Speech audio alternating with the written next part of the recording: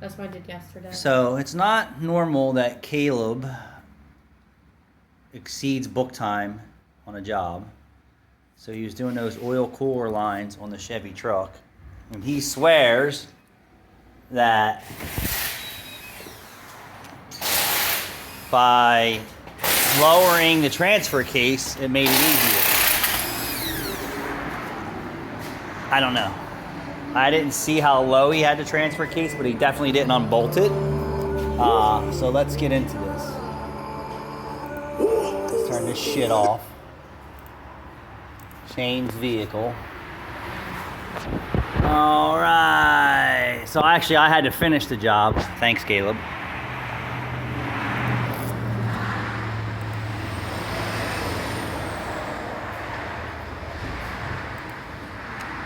They actually call it oil cooler hose.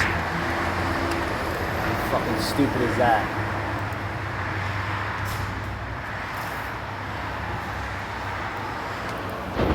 Oil cooler hose pipe replacement.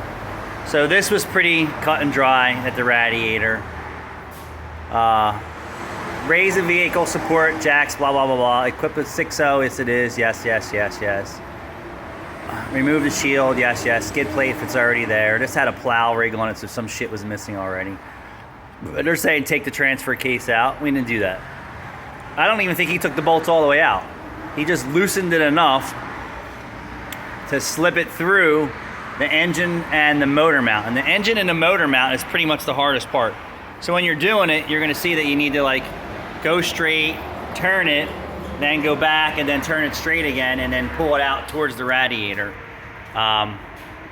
It says remove the differential carrier nuts, remove the differential carrier side bolts, lower the differential carrier. We didn't do all that. We just took the bolts all out of this side, just enough to let the carrier come down a little bit. And like I said, between the motor mount and the engine block, you'll see, excuse me, these bends right here were a pain in the ass, and this. So it was kind of like come straight, turn it towards the engine block, slide it back a little bit more, turn it straight again, and then slide it back. And if you just wiggle it a little bit, it's kind of...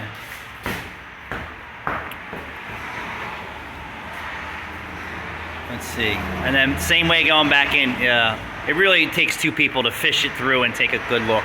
If you get the differential all the way out of the way, it makes it so much easier. But I'm going to tell you, our biggest problems, in my opinion, weren't the differential. It was getting between the engine block and the motor mount. But if you would have taken a little Sawzall blade and trimmed the motor mount back just a smidge, it would just slide right through there, no problem. So the next one we do, and hopefully I don't ever have to fucking do this again, because it's definitely not worth the fucking 4 hours labor that it pays. And I'm just going to make sure that the labor time was right. 3 hours, so yeah. So Caleb started on at 7:30, and then by 12 o'clock he still wasn't done. He was just about done.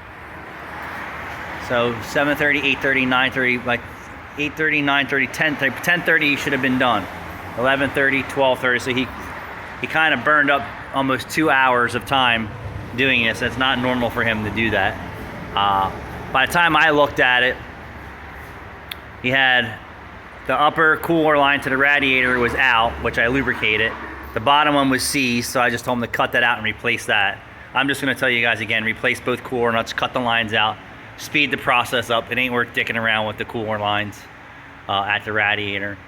And use two people, and I'm gonna say you probably don't have to take the transfer case out if you just nib the motor mount on the driver's side a little bit, or jack the motor up maybe just a smidge, but I think you could have just wiggled it and tapped it through, in my opinion. But Caleb was, you know, basically on his own when he was doing this. I should have just stayed with him the whole time.